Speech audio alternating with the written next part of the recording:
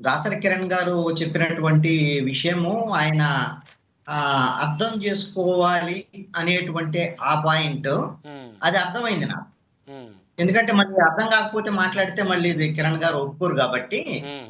ఎవరైతే వా హరిహర వీరమల్లు గాని, లేకపోతే జనసేన గాని, లేదా మిగతా ఏదైతే మిమ్మల్ని నెగెటివ్ కామెంట్స్ చేస్తారో దానికి ప్రతిదాడి చెయ్యండి. హ్మ్. అటాక్. మీరెందుకు బాధపడటం అనేటువంటి అంశాన్ని చెప్పారు. అంతే హ్మ్. తప్ప ఇది భౌతిక దాడి కాదు అనేటువంటి విషయాన్ని చెప్పారు. దీనికి ఓకే. నేను ఒక మాట చెప్తానండి. హ్మ్. నేను డిబేట్‌లో 1, 2 డిబేట్‌ల్లో టీఆర్‌పీ పార్టీ పెట్టినటువంటి చిరంజీవి అవకాశవాద రాజకీయాలు చేసి, హ్మ్. ఏ విధంగా ఇబ్బందులకు గురి చేశారు అని మాట్లాడిన నేపథ్యం ఒకటి. అదే విధంగా పవన్ కళ్యాణ్ ఏ విధంగా 2 మతాల మధ్య ఘర్షణలు పెట్టేటువంటి విధంగా ఆయన ఈ రోజున హ్మ్. ఏ విధంగా వ్యవహరిస్తున్నారు అనేటువంటి అంశాల మీద కొన్ని అంశాల మీద మాట్లాడిన నేపథ్యం. దీంతో జనసేన నాయకులు వాళ్ళ గ్రూపుల్లో నా నంబర్ కూడా పెట్టి, పేరు పెట్టి హ్మ్. ఇతన్ని వేధించాలి, ఇతన్ని తిట్టాలి అనేటువంటి దాని మీద వీళ్ళు పంపించారు. ఎవరెవరు పంపించారో కూడా తెలుసు. వాళ్ళు ఆ విధంగా 2, 3 రోజుల పాటండి ఒక్కొక్క దఫాలో. హ్మ్. అంబనా బూతులు తిట్టేటువంటి వాళ్ళు మొత్తం ఇదనమాట. అయ్యో! అంటే అటాక్ అంటే ఏంటి? భౌతిక దాడా? అటాక్ అంటే ఇది దాడి. అంటే నేను ఒక అంశం మీద నా యొక్క అభిప్రాయాన్ని చెప్పాను. ఆ హ్మ్. అభిప్రాయం తప్పైతే మీరు ప్రశ్నిస్తాం అని పార్టీ పెట్టి ఎవరినైనా ప్రశ్నించొచ్చు.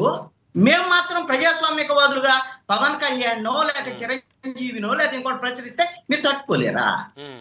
దీన్నేమంటారు? నేనేమంటా అంటే పవన్ కళ్యాణ్ లాంటి ఒక డిప్యూటీ సీఎం స్థాయిలో ఉండి, హ్మ్. నువ్వొక బాధ్యతాయుతమైన స్థాయిలో ఉండి, నీ కార్యకర్తల్ని అటాక్ చేయమని ఏ అటాక్ అయితే ఏమైంది?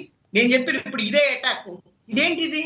సపోజు ఇది ఏ దశకు దారి తీస్తది?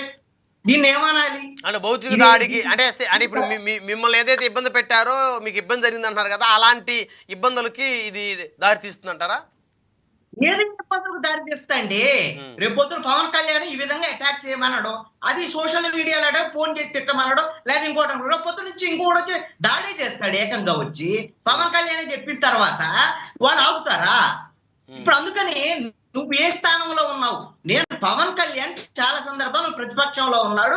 ప్రతిపక్షంలో ఉన్నప్పుడు వైఎస్ఆర్ కాంగ్రెస్ పార్టీ ఇబ్బంది పెట్టినప్పుడు అదే వాళ్ళ ఆఫీసులో నా హ్మ్. కొడకల్లారని మాట్లాడిన చెప్పులు చూపించినటువంటి మాటలు ఇవన్నీ ఉన్నాయి. ఆ హ్మ్. రోజున బాధ ఉంది అతనికి.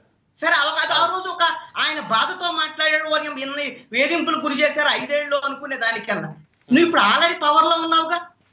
నీ హ్మ్. సినిమాకు సంబంధించినటువంటి నెగెటివ్ కామెంట్స్ వస్తే నేనేమంటా అంటే అసలు ఏ సినిమా అయినా సరే నెగెటివ్ కామెంట్స్ మిమ్మల్ని ఏం చేస్తాయి? ఏ సినిమా అయినా సరే బాగలేదనుకోండి, మనం ఎంత ప్రమోషన్ చేసినా ఆడదు. హ్మ్.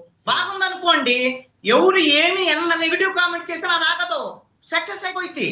దానికి నీకు సినిమా గురించి బాధెందుకు నాకు అర్థం కాదు. సినిమా ఇప్పుడు